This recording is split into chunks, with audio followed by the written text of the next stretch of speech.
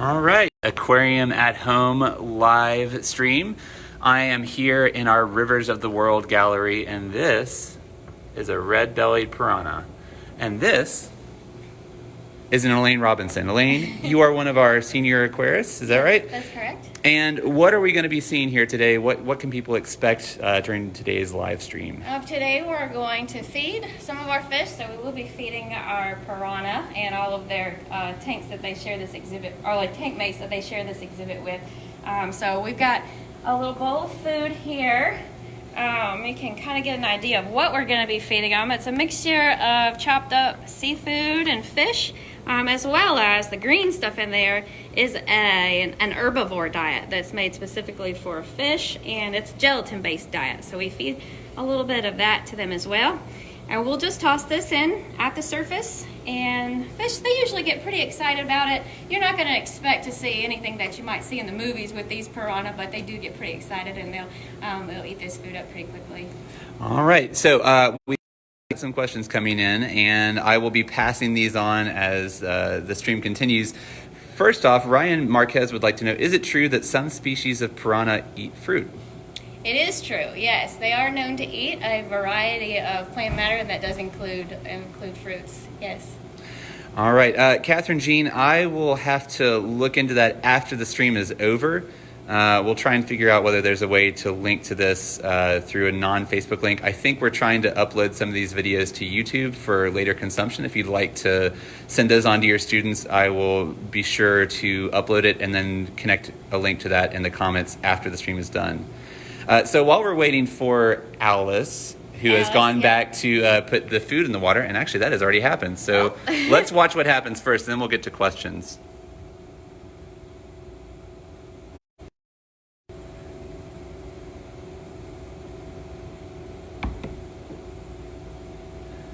Okay, so Elaine, how long is this food likely to remain in the water?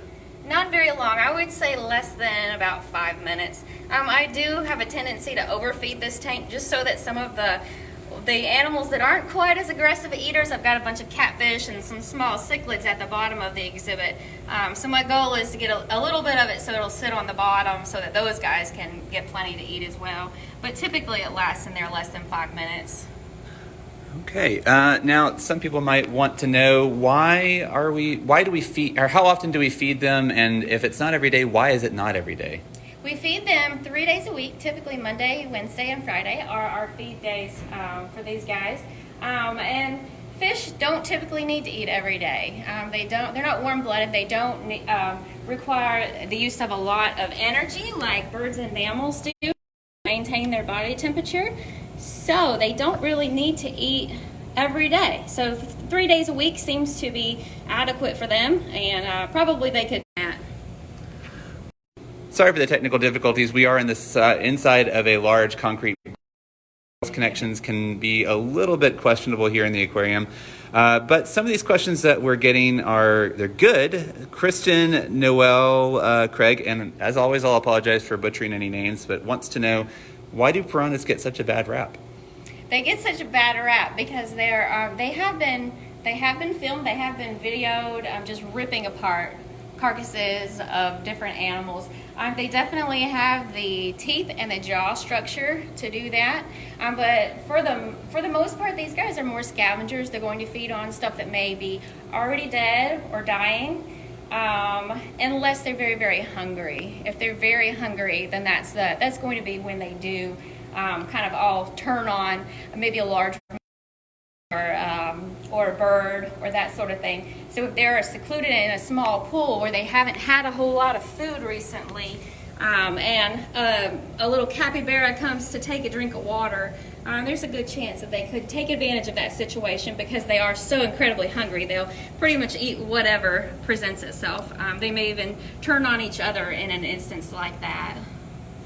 And just like any animal, they serve an ecological function, right? So the healthy ecosystem where they're found, which is where, actually, we haven't discussed where these guys are found. Yeah, these guys are found in South America, in parts of the Amazon River Basin.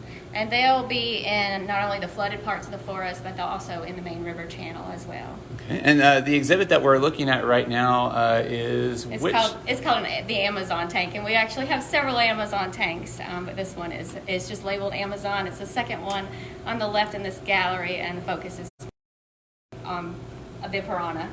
All right. So Mary Wagner is asking on behalf of Ben, how sharp are their teeth? They're very sharp, and I actually brought Excellent, Ben. That was a good segue. yeah. Of this little specimen. Typically on the live fish, you can't really see their teeth very well because their lips tend to cover up all but the little tips of them. But you can see this one has been preserved and the lips have been cut back so we can see those teeth. They are very, very sharp, like little needles, and just meant to slice pieces of flesh. So the way they meet up just works perfectly to remove little, like 1-inch chunks of flesh from their prey. All right, and going back to that bad rep business, we're getting some questions about whether they're mean to their tank mates. So Nathaniel Seaman would like to know, do they kill their tank mates? I'm not going to say it never happens. It has happened in the past, but typically those instances are going to be when the other fish that is in question that they are attacking is one that may have already had some sort of a health concern, maybe aging out, just getting old and elderly. We do take precautions when we add new fish to this tank. Typically when you add a new fish in, they're a little bit unsettled at first, so they may have a twitchy way of swimming and everything as they get used to their new environment. So we do take care in order to introduce them. We usually put them in what we call a howdy basket, which is a little mesh basket, and we put the new fish in the basket so that they have a chance to kind of calm down, de-stress, get used to their situation without the other fish being able to have access to them. So that's very helpful for us. But for the most part, these guys get along really well. And most of these piranha are pretty old. I would say they range from about probably 9 to 15 years old. So they're older fish too, which means that they're generally calmer than a younger piranha might be. But again, we keep them very, very well fed, and with that comes no need to really eat their tank mates. Speaking of which, you'll notice now that the water is pretty noticeably absent of food. That food disappeared very, very quickly. Lexi Melton, thank you so much. Addison7 has asked the question that I was hoping somebody would ask, which is, why are they shiny? Oh, they're shiny. So these guys, I believe, the shininess is a reflection of their scale pattern. And these guys do tend to hang out in large groups. So I would say 20 to 30 fish hang out together. And that's more for protection than anything else, not necessarily for hunting, but more for protection. It's a lot easier to hide in a group of 30 of your friends than it is if you're hanging out there either by yourself or with 1 or 2 other people. But the reflective scales kind of just help to confuse would-be predators a little bit. So we've talked about the fact that piranhas are predators, but they are also prey. So what eats piranha? Any larger fish, like the arapaima, like you may have seen in our river giants exhibit, those guys will eat them. Caiman will also eat them, as well as some birds. All right. There are so many good questions coming in that I don't feel that I have to remind you, but for those of you who are joining the stream a little bit later, please do type your questions down in the comments and we will be sure to pass them on. They could be as crazy as you want. I know that my niece and nephew probably are going to be watching this, and they may have some excellent questions, as might my own children. So let's see what we've got here. We've got some comments about being ready to go back to the aquarium. We are so excited for the day when that comes that you can come back and visit us. It's been hard not to have visitors in the aquarium. But we are happy to serve as a resource for you while you're home and you're doing homeschooling, or if you're just trying to keep some toddlers occupied during this time when we're all spending a little bit more time at home than maybe we're used to. Please turn to us, use us. These live streams we're going to try to do once a day and put up videos and photos for you to be entertained and kind of keep your kids occupied while this is all going on. So if we have any other questions, please type them in. But we've got one coming in from Joanne LaBounty who wants to know, on behalf of Chase, what kind of fish is the striped one? The striped one, you're probably looking at our banded lepirinus, that large kind of yellow and black striped fish. It's called a banded lepirinus, and that fish is primarily an herbivore. You can see him picking at some of the moss and grasses in there. He eats a good bit of that herbivore gel diet that we put in too. But they've got, really neat teeth that kind of look like, I guess, kind of like rabbit teeth, where they can just go and shear off pieces of algae and plants.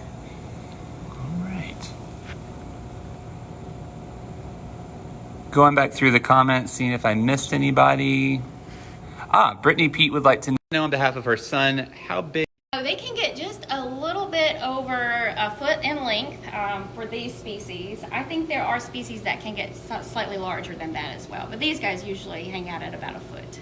Okay, so you mentioned species. Piranha is not just a single type of fish. There are multiple varietals. I believe there are probably around 30 species of piranha, so there are quite a bit. Now, do they all live in South America? Do they live in the Amazon? I believe they all live in the Amazon, yes. And some of these guys are actually kept as pets. They're illegal in a lot of states. So people tend to release them in waterways. So some of the waterways in different states, especially the warmer states like Florida, you may actually even find these guys living wild down there. Obviously, that's not a good thing, but try to recommend that people really do research into what kind of fish they're getting before they get it, so that they know what they've got their hands on and they know how they can properly care for it for its entire life. All right. Brandy Moore Burdick would like to know, do they regrow their teeth? They do regrow their teeth, yes. It's my understanding that they don't regrow them singly like a shark does, but they actually grow them in like quarters. So like 1/4 of their teeth will grow back at a time. So at 4 quarters, so bottom half of the jaw, right down the middle, one half will grow, and then the other half will grow. Do you ever find teeth in the bottom of this tank? I've never found teeth in this one. Well, we got more questions, and this actually kind of segues from what you were talking about a second ago about being careful about what kind of fish you get. Do piranha breed in captivity? They do breed in captivity. We had an exhibit here. It was down when we had the Ranger Rick space down near our Seahorse Gallery. We had some of these same piranha actually living down there, and those guys would breed for us very, very very readily. They do build little nest sites, typically with vegetation. They kind of hollow out a little nest site, and they're very, very protective of it. Lay their eggs there, and they protect it, and then they produce, just tiny little fry, like probably like 1/8 of an inch. They're so tiny. And we were very, very happy and very shocked when we found them the first time in that exhibit. But I've not seen that kind of behavior in here, but it's a little more challenging to observe in here as well, because the exhibit is so deep, and the window, you only have so much access to it. But yes, they do breed very well in captivity when the conditions are right. And a lot of times, like a big water change or something like that will help to induce that spotting. In the wild, a lot of times, like a big rainstorm is what will induce it. So a water change here at the aquarium will help with that as well. All right. And for those of you who are at home who are trying to use this as a chance to do science and have your science hour for the day, this is also good vocabulary. So we've gotten some words, you've used some words that are probably good to know, like fry, that's a good one. And pass from one to the other? That's a good question. I'm not sure. Okay, so Renita Stowe, and again, apologies for butchering anybody's name, wants to know on behalf of Gabriella, age 5, how many eggs do they lay at one time? That's another good question. I'm not sure on that, but I would say probably into the hundreds. And do they come out, do they lay them in a bubble nest? Are they laid out in strings? Do they bury them? How do they lay them? They're more just laid out right on top of the gravel. They make that little depression in the gravel, and then on the gravel and maybe on the base of the plant stems is typically where they are, and they tend to hatch out over a slow period of time. At least that was my experience with the ones in the pop-up tank down at Ranger Rick. As I would go down there in the morning, and I may see just a few little fry swimming around, and then over the course of the day I would just go check back in every few hours, and I would find more and more to collect out. And we actually raised a bunch of those guys to other aquariums. Wow. So for those of you who are wondering what that popping sound is that you're hearing, that is our electric eel, Miguel Watson, who has decided that right now is the right time to swim around our tank. There are voltmeters in his tank that detect when he is discharging electricity and convert that electricity into sound. So what you're hearing is actually Miguel discharging electricity. And stay tuned for more about that, because we're going to do a live stream with Miguel probably next week. But to get back to Piranha, we've got some more questions that have come in. Addison, number 7, wants to know, why are they mixed up? Like, will some of the fish in there... Oh, will they eat some of the fish in there that aren't piranhas? If you're joining late, it's okay. And we did talk about that, but if you want to touch on that again, Elaine. Yeah, they tend to get along pretty well in the exhibit. They will occasionally have accidents with each other, but we keep them very, very well fed, so they're not hungry. They don't really feel threatened, and those are the main reasons that a piranha is going to bite another fish or another animal. So yeah, we keep them very, very well fed, and so there's not a whole lot of need for them to attack each other. Okay, Derek Tinson would like to know, do alligators or crocodiles, nice use of emoji there, prey on piranha? Yes, the caiman, which lives in the same area that these guys do, they do prey on the piranha. All right.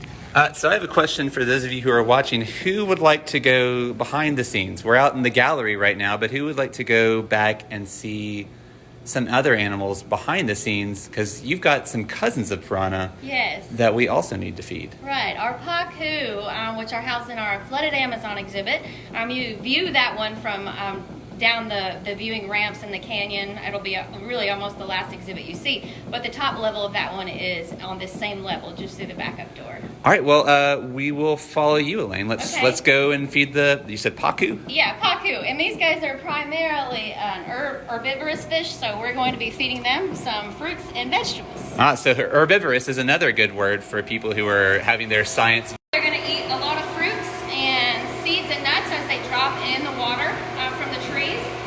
When the forest floods, some of those lower branches can get submerged, and they may actually be able to pick vegetation off of the trees as well. So I've just got a little salad here. I've got some carrots and zucchinis, grapes, apples. So we'll just toss this in. The Pacu, they're going to be the ones that are very large and kind of gray in color. Their teeth similar at all as the shape of a piranha teeth. His teeth look a lot more like a human molar, and that's due to the fact that they're not necessarily taking out chunks of flesh. Their way of eating is more of a crushing. So they're going to get those seeds and nuts, and they're going to need to get access to the inside of what's in the shells. So those guys will be able to crack those fruits and nuts with their strong jaws. There are a bunch of other animals in this tank. As you can see, we do have quite a few turtles in here. The turtles also enjoy some food, some oscars, some peacock bass. There's a few silver arowana, and some of them eat it. Some of them are like, wait a minute, I don't want that, and they'll spit it right back out. So some of you may notice that the stream stopping and starting, and that is just because we've gone even further inside the concrete box that is the River Journey building. So if the stream cuts out, I apologize. It kind of can't be helped. It's just the nature of where we're trying to film this. But if you have any questions, again, we've moved locations. You can keep asking questions about Piranha or about Pacu or anything else that you're seeing right now in between spurts where the stream's. And I will pass that on to Elaine as they come in.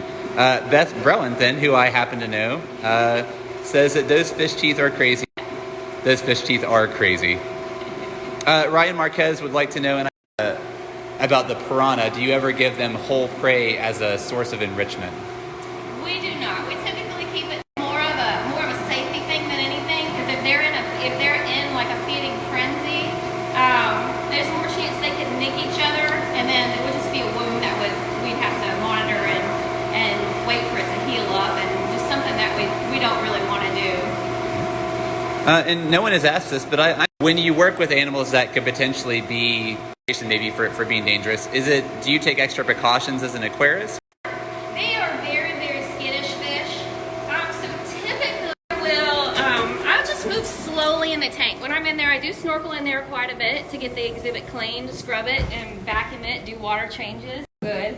I just move slowly. So if I'm working on this side of the exhibit, move slowly over here. They usually come around me and just move slowly, and we kind of avoid each other, and that seems to work out pretty well. The fish on the other side that we just fed the fruit to, those are our Pacu. We do go in with them and hand feed them. Believe it or not, I think they're a little bit more aggressive than the piranha are. So when we hand feed our catfish in the bottom of that tank. But the Pacu think that the food is for them, so they come and try to grab it out of your hands. So we've actually taken to wearing, what are the gloves called? Is it chainmail gloves? Chainmail, that's Yeah. it. Chainmail gloves. So we'll wear the chainmail gloves in order to protect our hands from those crushing jaws on those guys, because they don't mean to bite you, but they're trying to grab food out of your hand, and they can very easily do some damage if they get a hold of your finger. But yeah, typically the piranha, we just move slowly. We avoid each other. They're very, very skittish fish, so they do tend to want to be as far away from you as they can. Right. We got a question from Anderson Co. or Anderson Company. I'm not actually sure whether that's a page or a person, but would like to know, what do you feed the piranha on a daily basis? And again, you touched on this, but if you want to... Yeah, we feed them a mixture of chopped up seafood and fish. So it's a mixture of smelt, silver sides, clam, shrimp, krill, and squid. And we also feed them an herbivore gel diet that we chop up and mix in with that. All right. So, Elaine, I think we've probably run the course of the feeding time for the piranha today. Obviously, that didn't take very long at all. But thank you for taking the time to talk to us. And for those of you who are joining and wondering, with the aquarium being closed, why are people still here? Well, the animals still need our care. They've still got to be fed. They still need to be cared for by our veterinarians. So a lot of people are still very much working their normal schedule. Nothing has changed. But, without people coming in, we obviously have, financial needs that we've set up an emergency fund that you can donate to if you want to contribute to this very hard time for the aquarium when we don't have money coming in because we want everyone to stay safe. And so we have remained closed, but we obviously are going to be having some needs when the aquarium reopens. So please consider going to tnaqua.org and looking for the donate that will let you contribute to that emergency fund, like Elaine are continuing to do even during this unprecedented time of circumstances and health crisis and all of those things. So those of you who have joined us, thank you so much for joining, for watching. Thank you for supporting us. We hope that we can continue to make this time easier for you, and if you're at home with kids, make things a little more interesting for them as well. And be sure to tune in all the technical issues that we've been having today, and we'll have it in landscape mode tomorrow, so you're not having to look at this as a vertical video. In the meantime, thank you very much for watching. Tune in tomorrow. Come back with your questions. They were all excellent. And Elaine, thank you so much. Thank you.